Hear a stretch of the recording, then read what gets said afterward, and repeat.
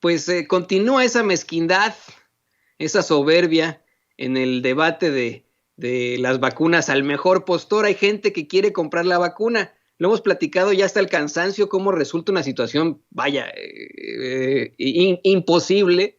Las farmacéuticas en estos momentos trabajan a marchas forzadas para cumplir con las dosis para los países en lo general. Ahora imagínese usted esta gente mezquina, soberbia, mexicana, que es lo peor, ¿no? Mexicanos como nosotros, con mucho dinero, que quieren comprar la vacuna y se habla hasta de $20,000, ¿no? Este es un tema, Toño, impresionante. Es un tema que tiene que ver con toda una discusión que se ha planteado hace mucho tiempo, digo, incluso en términos de filosofía y de ética se ha planteado hace siglos, ¿no? Que tiene que ver con la cuestión de, en este caso, la bioética, lo ha abordado mucho, y es una cuestión donde se ha discutido cómo íbamos a llegar a un momento, pero fíjate, y ahora sí que cuando el futuro nos alcanza y nos alcanzó, que es cómo se va a empezar a especular, cómo se le ha puesto, de hecho ya, precio a la salud, precio a la vida misma. Y entonces lo que tenemos es que la sociedad cada vez, y se especula que pasaría como que con más fuerza cada vez en la medida en que los avances tecnológicos, en la medida en que los descubrimientos hagan factible muchas cosas como acceder a la salud, a la belleza, a una serie de características que te podrían perfeccionar algún error de origen que tuvieras, incluso genético, incluso lo que ya ocurre en el planeta, que es esta capacidad de elegir algunas cuestiones que tienen que ver con los hijos que cada quien tiene, se supone que de acuerdo a su carga genética, pero en realidad hay muchas cosas que también intervienen en lo que ocurre con la vida misma. Entonces, este que es un tema de una discusión, te digo, de ética, de filósofos, en la Universidad Nacional Autónoma de México hay un proyecto padrísimo sobre bioética, búsquenlo así, porque hay temas apasionantes. Pero lo interesante era que, aunque es algo que ya se plantea desde este presente, siempre se pensaba en que vamos a llegar a un momento en el cual habrá quienes quieran, por ejemplo, extender la vida muchísimo más de olvídate, los 100 años, ¿no? O sea, duplicarla incluso, pero bueno, eso obviamente parte de la especulación, a partir de tener recursos o comprar la salud, porque se puede comprar en un nivel, a partir también de poseer esos recursos versus el que no los tiene y que es la inmensa mayoría. Entonces, esto que sonaba a Futurolandia y a cuestiones donde al final la desigualdad y la polarización de las sociedades mundial, no solamente las sociedades nacionales, iba a ser un rasgo de la época por venir. Y imagínate lo que tenemos enfrente, Toño. Un tema donde después de toda esta pandemia que hemos estado viviendo y que seguimos en medio de la tormenta, ojo, que no bajemos esa guardia, bueno, lo que ocurre es que de repente tenemos ya una vacuna que puede ayudar a hacer que la gente, bueno, no se contagie, y ese es un logro de la ciencia, pero en vez de verlo así, como un logro de la humanidad, como un asunto que está además en un descubrimiento aceleradísimo, apenas hace 2 semanas, no más que eso, ya se empezó a distribuir, empezó a hablarse de que ya se podría tener acceso, y de repente empieza ya digamos, la vacunación en muchas partes del planeta, no en todos, en lugares muy específicos. Viene este debate que es de una mezquindad, Toño, de una, digamos, realmente de una bajeza, que es, puedo comprar una vacuna. O sea, es de veras desproporcionado, pero dije toda esta introducción para comentarles justamente que este es uno de los grandes temas de la bioética. ¿Por qué? Porque yo lo compro, y me tiene sin cuidado el resto de los que van en el mismo barco, Toño. Y es el asunto donde no se acaba de comprender que un tema de tal dimensidad que nos ha afectado a todos de una u otra manera. Obviamente el tema de la salud es lo más sensible que puede haber para cualquier ser humano, porque es la base de la vida misma, y en ese sentido lo que tú tienes es que ya se descubre algo que puede hacerse generalizable, que va a llevar obviamente su tiempo, porque somos millones de seres humanos en este planeta. Si lo pasas a países, igual, hay países enormes, México es uno de ellos. Entonces, la sola discusión de privatizar o de monetarizar un bien que tiene, digamos, además un alcance, porque ni siquiera hay producción todavía, Toño.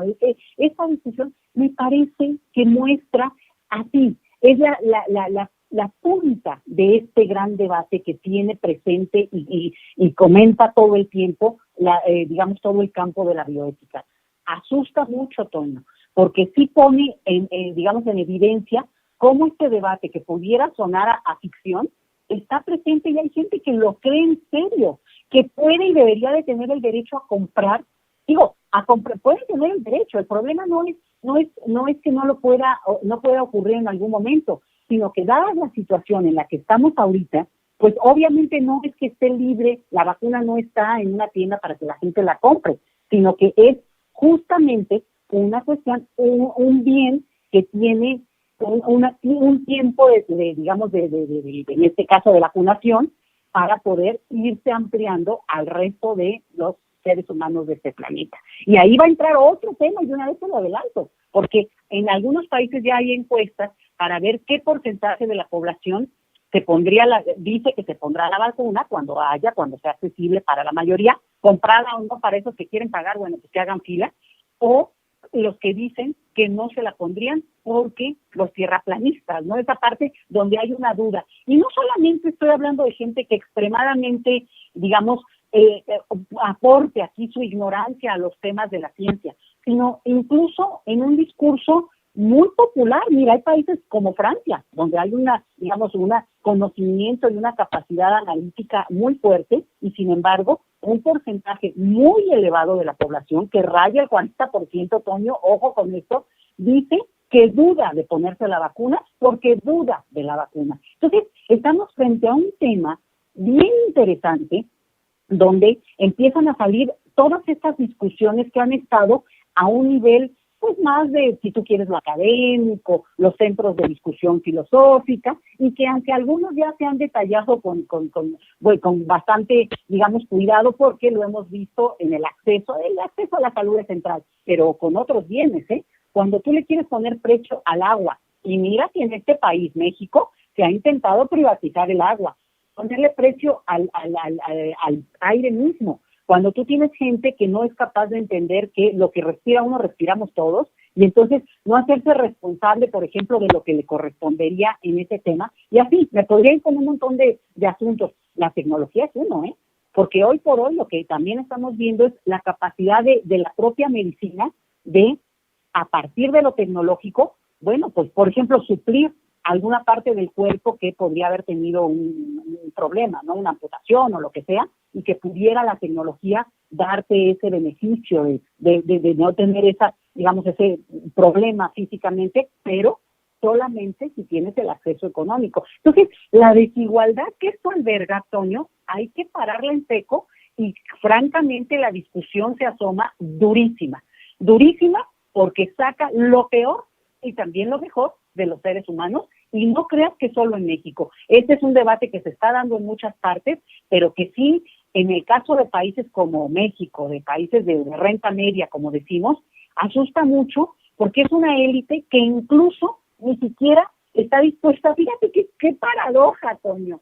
Es mucha de la gente que no está dispuesta a pagar impuestos y que celebra la vida en Suiza o en Holanda o en Dinamarca, ¿verdad? Y donde se pagan muchísimos impuestos. No, tiene que ver, el nivel de vida tiene que ver también con eso. Entonces, aquí están las grandes paradojas, y yo creo que se abren debates fascinantes, pero lo peor de todo es que dejaron de ser debates, digamos, filosóficos, para pasar a lo terrenal, y aguas, Toño. Sí definen políticas públicas, y estamos en una encrucijada muy fuerte que hay que tenerla con mucho más conocimiento de temas, y por eso yo les decía, échenle ojo al programa universitario de bioética para jalar más elementos y que vean cómo sin tocar, ¿no? Sin hablar del COVID específicamente, pero ya desde hace años los colegas que hablan de estos temas mencionaban a la salud como uno de los grandes temas de debate para la desigualdad, de acceso, pero también de beneficio de quienes viven y quienes incluso pueden extender la vida. Acuérdense el caso de Donald Trump, Toño. En 3 días ya estaba como un toro afuera desde el hospital, sabrá Dios si contagiando gente o no, pero ahí influye mucho el tipo de asistencia que recibió, a diferencia de millones de estadounidenses, y olvídate en el resto del planeta, ¿no? Sí, y la verdad, doctora, aquí, mire, yo escucho que es usted muy decente en la forma en la que se refiere a la gente que está en contra de las vacunas en estos momentos, hablando de toda esta bioética y etcétera, en esa parte en la que nos hablaba de las vacunas, algo que me llama mucho la atención. Yo sí lo digo abiertamente, y lo digo con, vamos, a título personal, a título de Antonio Ruiz, a mí me parece de gran ignorancia el hecho de rechazar las vacunas. Hoy, en un mundo en el que la humanidad consiguió eliminar terribles enfermedades como la viruela gracias a las vacunas y que estamos luchando todavía para erradicar la polio, para erradicar la malaria, el sarampión, las paperas, etcétera, etcétera, enfermedades que podrían un día desaparecer de la faz de la tierra gracias a las vacunas. Yo sí quiero hacer vamos, que platiquemos de esa parte un poco más, que le metamos un poco más a parte de las vacunas, porque como usted bien lo menciona, ¿no? Hay gente muy educada en países muy desarrollados que les surge esta moda. No es más que una moda, ¿no? Es la moda hipster, si usted lo quiere ver así, muy hip, así le decimos aquí en Estados Unidos, de, no, yo quiero solamente situaciones holísticas, nada que tenga que ver con laboratorios y etcétera. Pero esto podría acabar con la humanidad en algún momento. Ellos están exponiendo a sus hijos a enfermedades tan horribles como la polio. No solamente a sus hijos, Toño. Lo que pasa es que si tú tienes a alguien un niño que no es vacunado, bueno, pues obviamente se puede contagiar, pero además y afectar, ¿no? Afectar su propio desarrollo hacia futuro. Sino puede pasar a alguien que está cerca y que tenga una predisposición, por ejemplo, una persona embarazada, y tiene una afectación tremenda. Muchas de estas enfermedades son las que causan, bueno, pues de origen, de ya en el embarazo mismo, ceguera o sordera. O sea, son cosas muy delicadas que la humanidad como tal, vamos a decirlo, ¿no? Pero obviamente algunos científicos que además tienen nombres, apellidos e incluso nacionalidad en ese sentido, porque sociedades que han permitido que florecieran ese tipo de descubrimientos, hace ya en algunos casos, pues casos de 100 años, ¿no? Lo que tenemos es que ese avance impresionante de la humanidad, sobre todo el último siglo, bueno, realmente lo dramático es cómo llegamos a un punto en que hay un debate, pero te digo, es muy generalizado y muy abierto en algunas sociedades más, en algunos ámbitos también más, ¿no? Porque puedes tener a la gente que es por ignorancia, por absoluta estupidez, ¿no? Que tú digas, bueno, esta gente de veras no entiende nada, pero hay otra, que hay toda una discusión incluso mesiánica.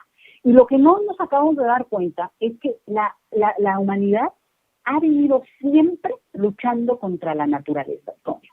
Porque si realmente, como seres humanos, no hubiera habido una lucha, digamos, aquí, que no, vivir en armonía con la naturaleza, o sea, sí, hemos vivido en armonía en un nivel, pero en otro, la condición del ser humano es pelear por un espacio justo para meterse, para que la naturaleza te permita sobrevivir. Y esto es, digo, la misma idea de construir, digamos, refugios, albergues, casas o lo que tú quieras, como le quieras llamar a esto que llamamos ámbito en el cual nos protegemos del medio ambiente, del aire, de la lluvia y todo. Bueno, eso es también luchar contra la naturaleza en un nivel muy purista, lo estoy llevando yo. Pero para hacerles ver que, bueno, hay que tener también límites a este debate, porque cuando tú tienes descubrimientos en los cuales se puede beneficiar enormemente una persona, pues, y mucho más si son tus hijos, ¿no?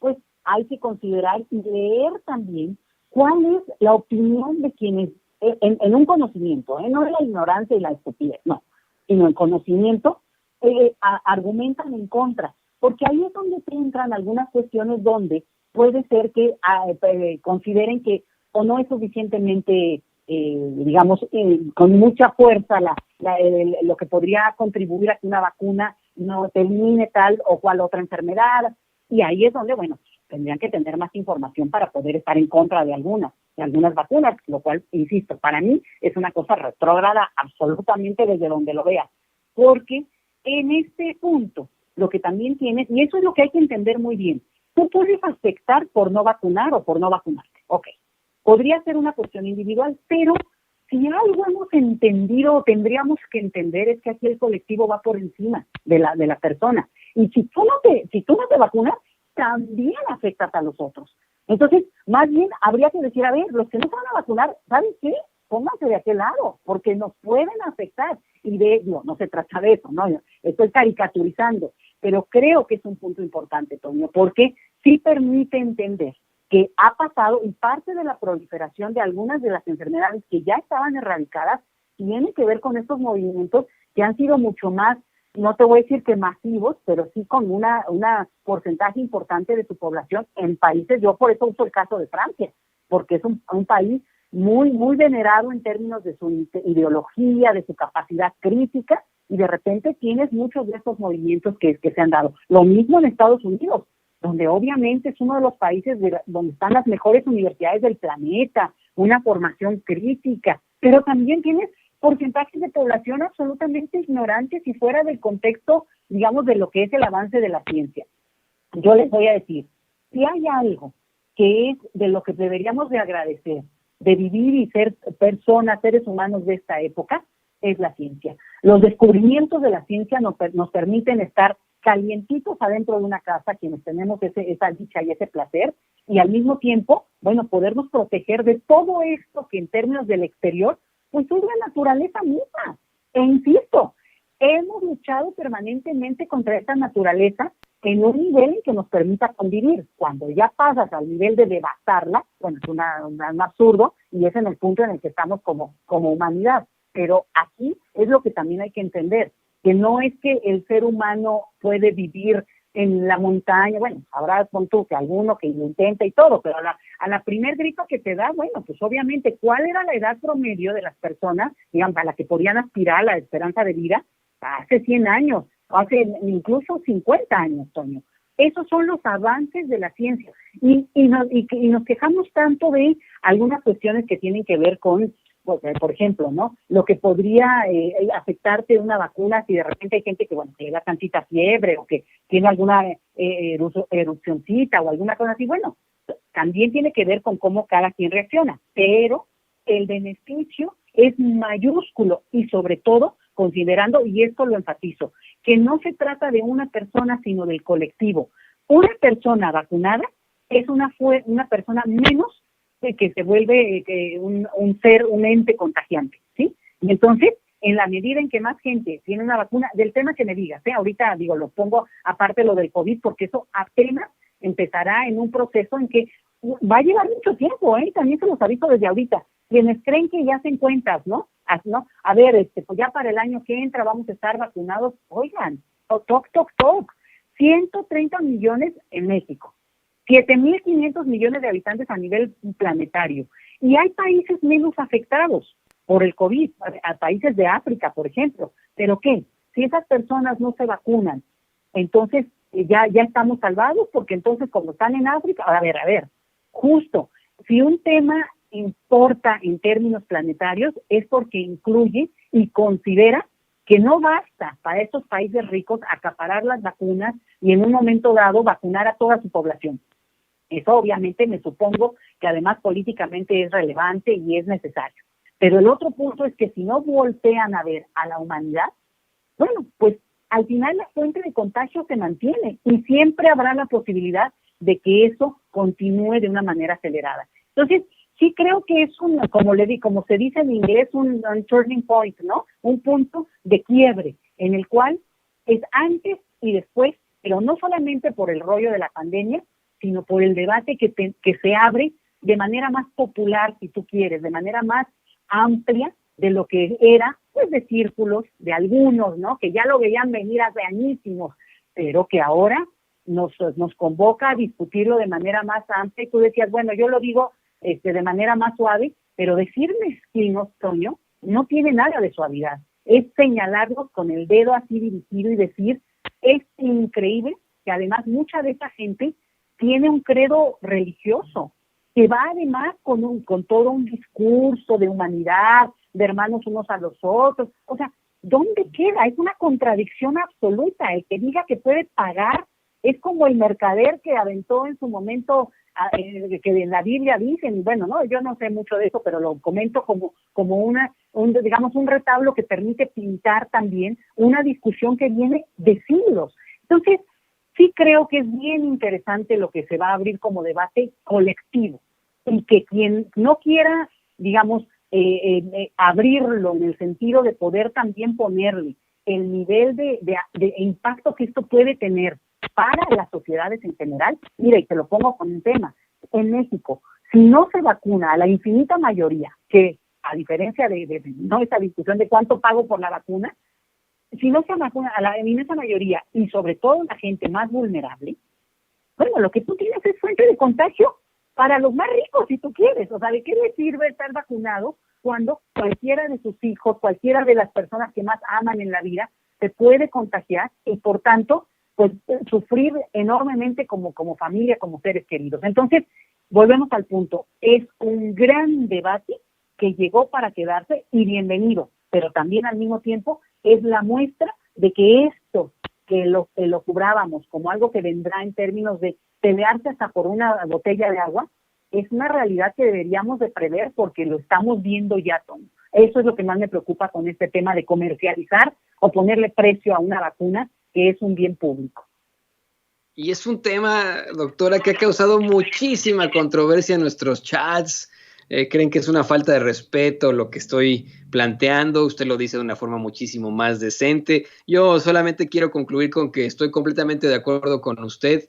La comercialización de una vacuna es verdaderamente inmoral, inhumana en este caso, ¿no? En el caso de una pandemia tan terrible, una vacuna tiene que ser accesible a todos. Y punto número 2, no es mi intención ofender a los que no se quieran poner la vacuna, sino hacerlos ver que están arriesgando al mundo entero al no hacerlo. En definitiva, por supuesto que cada quien tiene su principio de autodeterminación. Eso es lo más importante, nuestra libertad. Estoy completamente de acuerdo con ello, pero aquí su libertad estaría afectando a los demás, estaría arriesgando a los demás y a sus hijos, que no tienen, vamos, son niños. Ellos no pueden discernir todavía, no son adultos. Y ustedes están arriesgando a sus hijos al no vacunarlos. Esa es mi opinión, esa es la realidad. Perdón, ahora sí tengo que decirlo de esa forma, con muchísimo respeto para usted. Yo no le quiero faltar el respeto a usted, pero necesitamos las vacunas. No se nos olvide siempre que la ciencia es esa luz en la oscuridad. La única luz en la oscuridad es la ciencia, lo decía Carl Sagan, usted lo sabe perfectamente. Necesitamos de esas vacunas y necesitamos que no arriesguemos a los demás. Es como si de pronto yo dijera, ay sí, respeto a todos, respeto a una persona que se pone ahí a disparar, pues no, porque que está arriesgando a todo el mundo en esto, no. Respeto al capitán de un barco que no puso atención y que provocó que se hundiera el barco como ocurrió en Italia hace una década aproximadamente, pues no, eso no se le puede respetar a alguien. Hay que tomar conciencia y hay que ser empáticos. Por eso es que hay una importancia absoluta con las vacunas. Y mire, le voy a pedir a doña Ceci y don David que le cambiemos al canal, doctora, porque no al canal, al cassette. Le voy a decir por qué, porque dijo una cosa muy importante hace unos momentos. Puso el caso de Donald Trump, un Donald Trump que se contagia de coronavirus, enfrenta la mejor de las atenciones que pudo obtener, obviamente es el presidente de los Estados Unidos, y en unos cuantos días ya estaba campante y en otro tipo de eventos, cuando todavía probablemente era contagioso. Se ha dado a conocer en los medios de comunicación tradicionales una entrevista que da el hijo de Armando Manzanero al periódico Reforma, una entrevista en la que le dice al periódico que pues su papá se cansó de la pandemia, de estar encerrado y un día simplemente salió. Y esto lo quiero platicar con usted con uno de sus temas, doctora, porque pues usted lo plantea muy bien, ¿no? Se nos fueron los buenos, se nos están yendo los buenos. Es un año de pérdidas por el coronavirus, pero esos buenos enfrentaron consecuencias por la falta de cuidado de algunos. Ay, Toño, pues yo creo que son de estos temas que también tienen muchas formas de verlo, ¿no? Sí, es un año muy triste porque ha partido mucha gente muy querida, que además, bueno, aquí es un punto también de reflexión en términos de que a lo mejor adelantaron el tiempo que les tocaba partir, pero también nos pone en un debate que va a dar para discutirlo mucho, Toño, y tiene que ver con que, por ejemplo, en el caso de Armando Manzanero, tan querido, y bueno, mira, a mí me partió el alma, me dolió muchísimo qué impresionante, porque de repente uno siente tan cercano a un artista como si fuera un familiar, ¿no? Pero te ponen un punto interesante y con el comentario que dices de la declaración de su hijo.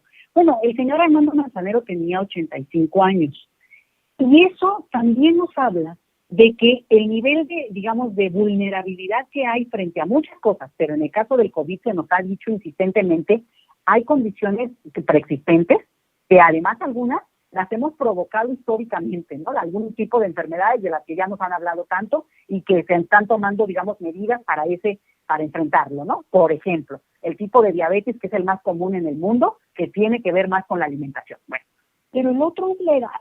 El COVID sí tiene una relación directa en términos estadísticos con el impacto que causa una persona por edad.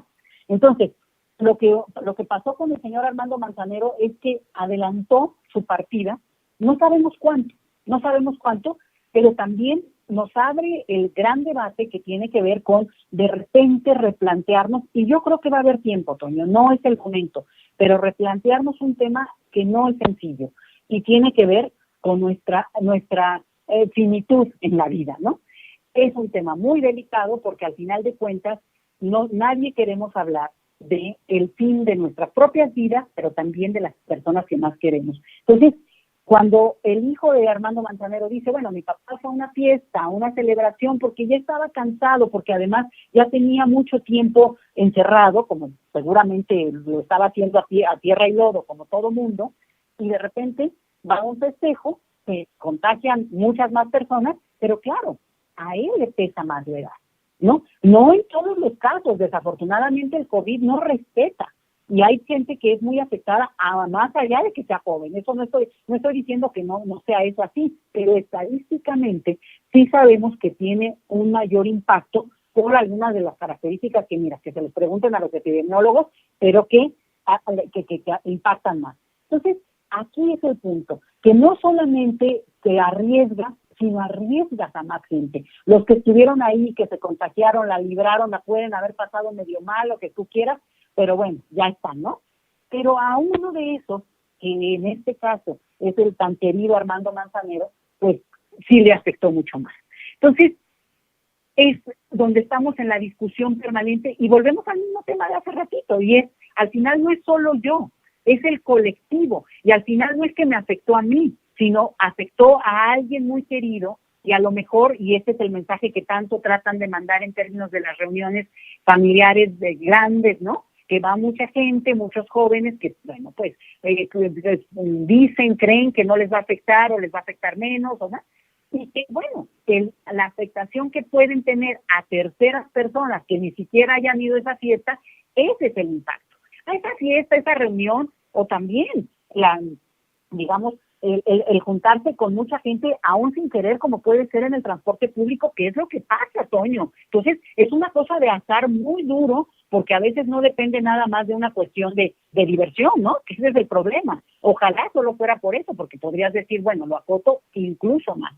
Pero sí me parece que se va gente muy querida, que a lo largo del año hemos visto, y que es probable que en otro contexto los hubiéramos llorado como hay que llorarlos y hay que celebrarlos porque han tenido unas vidas muy impactantes para todos, han dejado una huella pues para siempre en las vidas, en los colectivos de las sociedades en las que han vivido y en las que han gozado, y que realmente nos dejan como un camino muy trazado para seguir esa alegría por vivir, pero también tenemos el otro lado, y es que se han notado mucho más, porque claro, el COVID les adelantó en algún tiempo, no sabemos en cuánto, en meses, en años, esa posibilidad de compartir en el presente sus vidas, digamos, el gozo de tenerlo cerca. Entonces, sí creo que se ha vuelto más visible, pero que este es un tema que también en algún momento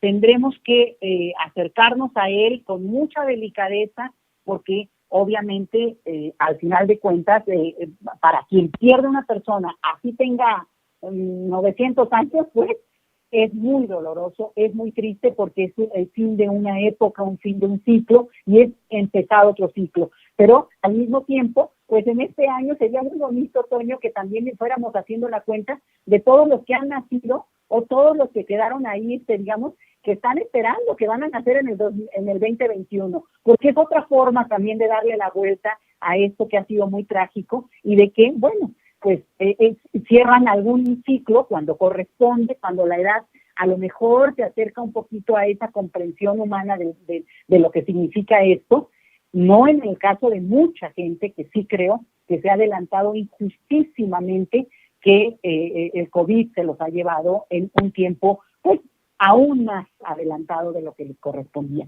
Entonces, eso querría decir, y con Armando Manzanero, pues una cosa muy triste, como con otros artistas entrañables, pero al mismo tiempo, pues ahí queda su música, y lo que nos muestra es que hay que hacer con mucha intensidad y mucha pasión, Toño, lo que nos corresponde hoy y cada día para poder, digamos, también dejar una huellita en nuestro ámbito en el que nosotros nos movemos cada uno. No, yo estoy completamente de acuerdo con ustedes. Ha sido un año muy difícil, un año en el que pues reflejamos este tipo de situaciones en nuestras propias vidas. El maestro Armando Manzanero, en efecto, pudo haberse cansado de estar encerrado, pero ¿quién no está cansado de estar encerrado, por ejemplo, no? Y no todo es malo de 2020, todo el mundo ve este año como el peor de los años. Creo que nos pudimos dar cuenta de muchísimas cosas. Los avances tecnológicos este año son inauditos ante la necesidad de trabajar desde nuestras casas. Nos hemos dado cuenta de tantas cosas. Y yo en lo personal lo celebro tanto por algo que usted mencionaba. Mi hijita nació a principios de abril de este año, cuando comenzaba la pandemia. Imagínese usted, ¿no? Va a haber una generación de niños COVID, así los van a llamar desafortunadamente, que pues serán esa nueva realidad del mundo, ese futuro del mundo. Y por eso, ya para cerrar, don David, doña Ceci, le voy a pedir por favor que nos grabe para preguntarle a la doctora, plantear una situación muy interesante, muy clara, ¿no? Que sea como sea, cierra este 2020. Y tal vez en nuestro imaginario, en nuestro mundo de las ideas, pues tenemos esa realidad, ¿no? Dejamos ese 2020 atrás, ya se acabó el 2020, todavía no se cura la pandemia, todavía no se acaba la pandemia, llega ya la vacuna, no hay cura, no hay tratamiento para el COVID, y después de un año que para muchos fue terrible, pues podemos pensar en un nuevo comienzo, aunque sea simbólicamente, pero es una nueva oportunidad. Toño, yo creo que es lo de los ciclos del tiempo. El tiempo es otra cuestión de una dimensión que obviamente es una construcción humana, bueno, basada en una serie de principios, ¿no? Que tienen que ver con la propia naturaleza, pero también son simbólicos.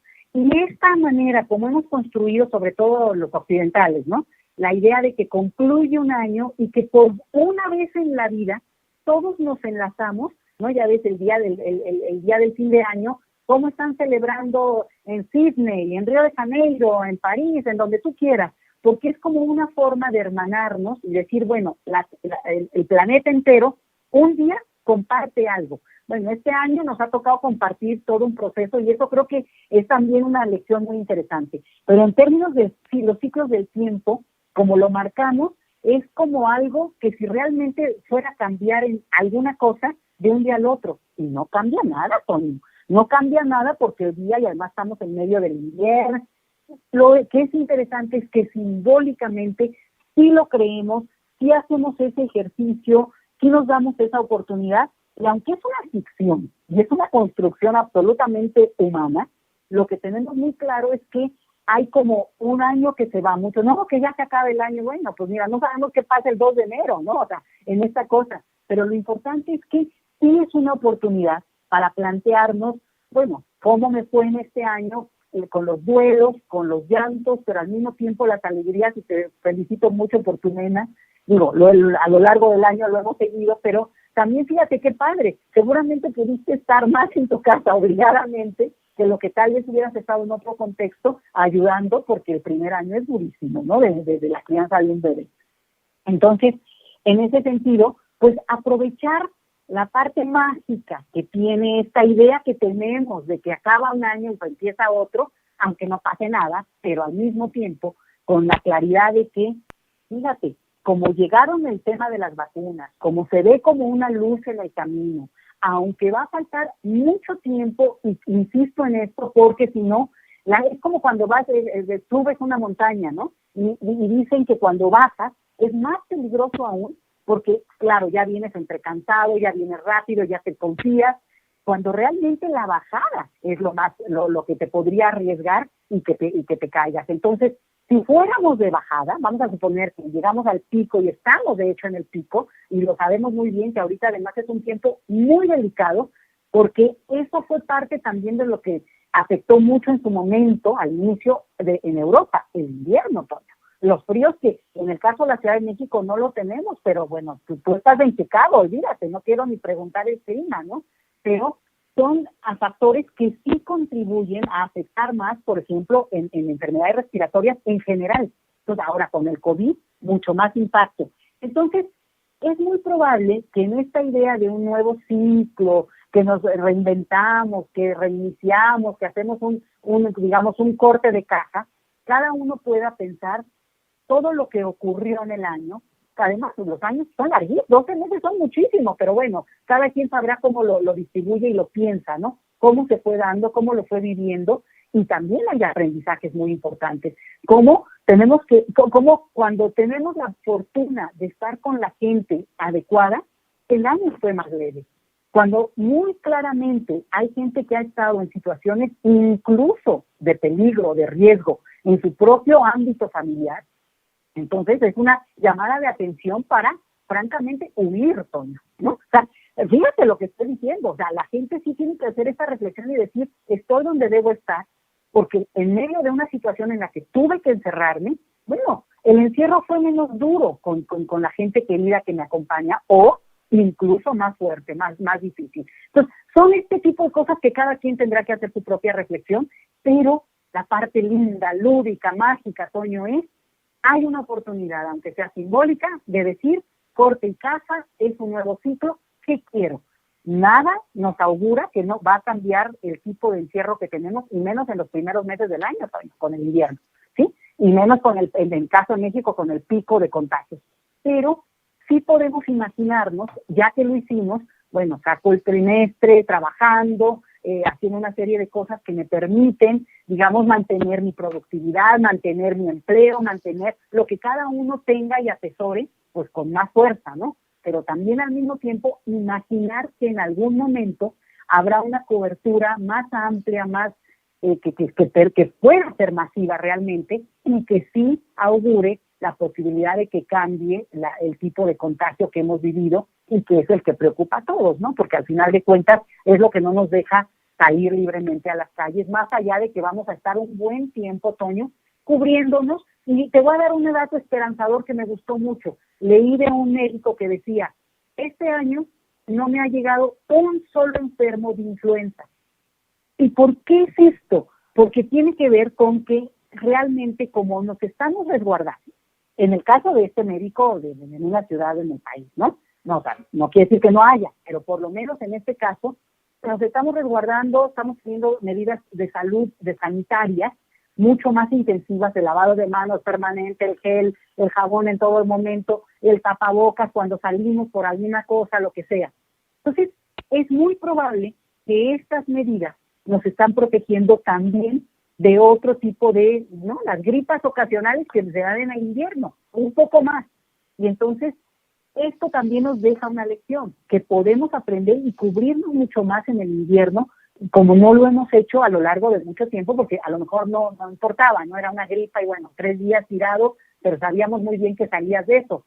Ya en este contexto, pues podemos tratar de evitar complicaciones, porque las neumonías son perras, coño, y sí tienen un nivel de fatalidad alto. Entonces, tal vez son lecciones que nos va dejando, como el día en que se descubrió que lavarse las manos permitía, bueno, o bajaba de manera muy relevante cualquier tipo de infección a nivel hospitalario, por ejemplo, ¿no? Entonces, son cositas que parecen tan simples y son, la verdad, las grandes lecciones que al final se van a quedar. Auguro un año 2021, Toño, lo mejor que va a ser para cada uno, y sobre todo yo deseo de corazón que la lección del 20, así simbólicamente hablando, bueno, pues nos deje más enseñanzas y más posibilidades de conectarnos con nosotros mismos, con nuestro entorno y sobre todo pensar que la oportunidad está, es algo que tenemos que asesorar y entender por qué cada uno, los que estamos, y digo, espérate que faltan 2 días, muy simbólico, pero faltan 2 días, pero si este 2020 la libramos, yo creo que tendríamos que preguntarnos qué me está diciendo la vida que me permite continuar un nuevo ciclo. Y eso te diría yo, Tony. Y somos parte de la evolución en todo caso, de la evolución humana, si la libramos, como usted dice, doctora. A nosotros, por supuesto, que nos gusta mucho escuchar estos mensajes tan propositivos para el 2021 y queremos agradecerle una vez más siempre sus colaboraciones aquí en Sin Censura durante estos 2 años, que han sido muy, muy puntuales, siempre con mucha fuerza en la voz, doctora. A nombre de todo el equipo de Sin Censura, del público consentidor, le agradecemos por este año, por este 2020 lleno de muchísimas opiniones, le insisto con esto, de muchísima fuerza en la voz, y esperamos que el 2021 sea aún más crítico, aún más fuerte cuando tengamos estas opiniones con usted. Verdaderamente le agradecemos, doctor, y le deseamos lo mejor para este año. Es más, bueno, ¿qué le parece que la gente quiere comunicarse con usted? ¿Qué le parece que nos comparte sus redes sociales, la forma en la que la pueden contactar para que esté siempre en contacto con el público consentidor de Sin Censura?